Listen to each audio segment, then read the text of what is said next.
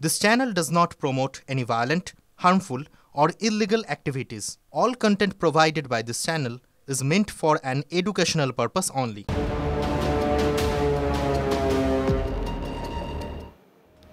ভারত বাংলাদেশ সীমান্তের যে ফাঁসি দেওয়া এলাকা সেখানে 3.5 কিলোমিটার এলাকায় কাঁটা তারের বেড়া দেওয়ার কাজ শুরু হলেও সেই কাজ কিন্তু এখন থমকে রয়েছে, কাজ চলছে না। এ দ্রুত শেষ করার দাবি তুলছেন, কারণ জমি জটিলতায় বিস্তীর্ণ এলাকার ফেন্সিং হলেও ফাঁসি দেওয়াতে এই যে 3.5 কিলোমিটারের রাস্তা, এই 3.5 কিলোমিটার যে ফেন্সিং কাঁটা তার, সেই ফেন্সিং কিন্তু সেখানে হচ্ছে না। ফলে এই জায়গাটা এই 3.5 কিলোমিটার কাঁটা তারহীন হয়ে রয়েছে। ওখানকার মানুষজন তারা দাবি করছেন অরক্ষিত সীমান্তে প্রহরা থাকলেও অনুপ্রবেশের ঝুঁকি এক্ষেত্রে অনেকটাই বেশি, ফলে তারা দ্রুত কাজ হোক, দ্রুত সেখানে ফেন্সিং হোক তাই দাবি করছেন। এলাকার বাসিন্দারা দাবি করছেন আইন মেনে 0 লাইন থেকে 150 গজ দূর দিয়ে ফেন্সিং বসালে বহু ঘর কাঁটাতারের ওপারে চলে যাবে। তারা চাইছেন মহানন্দার বাঁধ বরাবর ফেন্সিং হোক, কিন্তু বাংলাদেশের আপত্তিতে আপাতত সেই কাজ আটকে রয়েছে, ফলে নিরাপত্তাহীনতায় ভুগছেন সেখানকার মানুষজন। যারা পূর্বপুরুষরা এখানে আছে, ঘর বাড়ি বানিয়ে ফেলছে, ইনারা চাচ্ছে যে কেন এটা হবে, যেটা বর্ডার এলাকাতে আছে, বর্ডারের যে আমাদের যে বাঁধ আছে, বাঁধের উপর দিয়ে হোক। তো সেই জন্য বাংলাদেশ যে বিডিআর আছে বারবার করে বাধা দিচ্ছে, দ্রুত ফেন্সিংটা হোক, তাহলে এখানকার যারা বাসিন্দা আছে তারা একটু নিরাপত্তা থাকতে পারবে।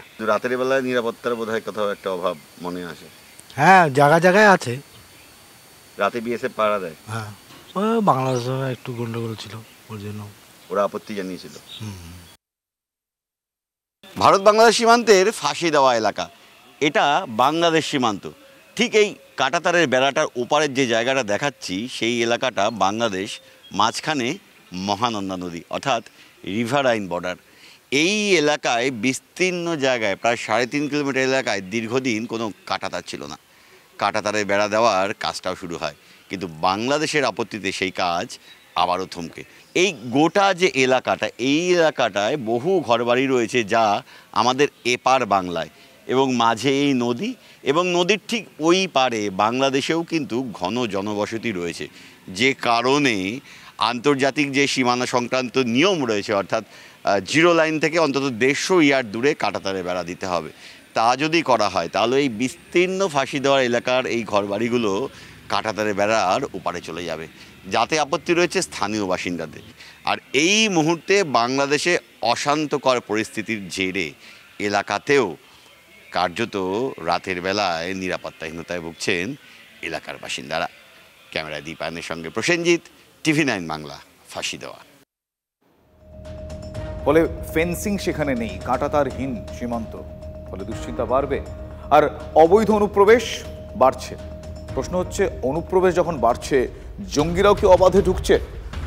মুর্শিদাবাদের সীমান্তবর্তী গ্রামের মানুষজনের কাছে এটা এখন প্রত্যেক দিনের আতঙ্ক। কাঁটাতারহীন সীমান্তে রাতের অন্ধকারে অবাধেই জঙ্গিরা যাতায়াত করছে বলে তাঁরা দাবি করছেন। বিএসএফের চোখ এড়িয়ে অবাধে অনুপ্রবেশ হচ্ছে, এমনটাই তারা অভিযোগ করছেন। দ্রুত কাঁটাতার দিয়ে নিরাপত্তা নিশ্চিত করার দাবি জানিয়েছেন তারা। কাঁটাতারহীন সীমান্ত এই মুহূর্তে তাদের ভয়ের কারণ হয়ে দাঁড়িয়েছে। আমাদের বড় তার কাটাতে ঘেরা নাই, ঘেরা অবশ্যই প্রয়োজন। হ্যাঁ, যত তাড়াতাড়ি হয় তার কাঁটাতারে বেড়া দিয়ে বর্ডার ঘেরা হোক। আমি শুনলাম, আজই শুনলাম, গতকালকে রাত্রে নাকি 3 জন জঙ্গি উঠে এসেছে এটা দিয়ে। রাত বিরাতে অনেক রকম সমস্যা হতে পারে, হচ্ছেও, আমরা বুঝতে পারছি হচ্ছে। কখন কীভাবে অনুপ্রবেশ করছে বাংলাদেশিরা কিংবা পাকিস্তানি জঙ্গিরা, হ্যাঁ, এই বিষয়ে ভারত সরকারকে ওদের সত্বর ব্যবস্থা নেওয়া প্রয়োজন। খালি ফাঁকা, কাঁটাতারে বেড়া নাই, যে কোনো সময় সন্ত্রাসবাদী ঢুকে পড়তে পারে।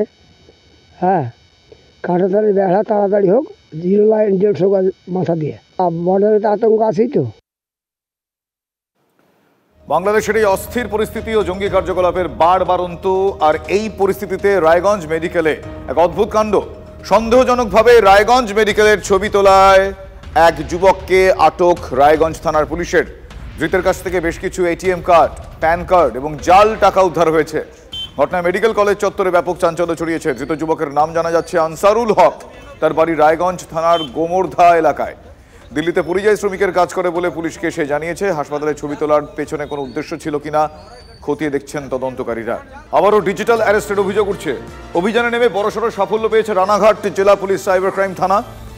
1 কোটি টাকার ডিজিটাল অ্যারেস্টের নামে সাইবার প্রতারণার অভিযোগ মহারাষ্ট্র, হরিয়ানা, গুজরাট, রাজস্থানে পুলিশি অভিযান, জালে এক মহিলা সহ 13। আরো বিস্তারিত জানবো আমার সহকর্মী মহাদেবের কাছ থেকে। মহাদেব, কি কি উদ্ধার হয়েছে, কি কি জানা যাচ্ছে, কোন কোন এলাকায় এক্ষেত্রে কোন কোন চক্র কিভাবে কাজ করতো, একটু বিস্তারিতভাবে বলো।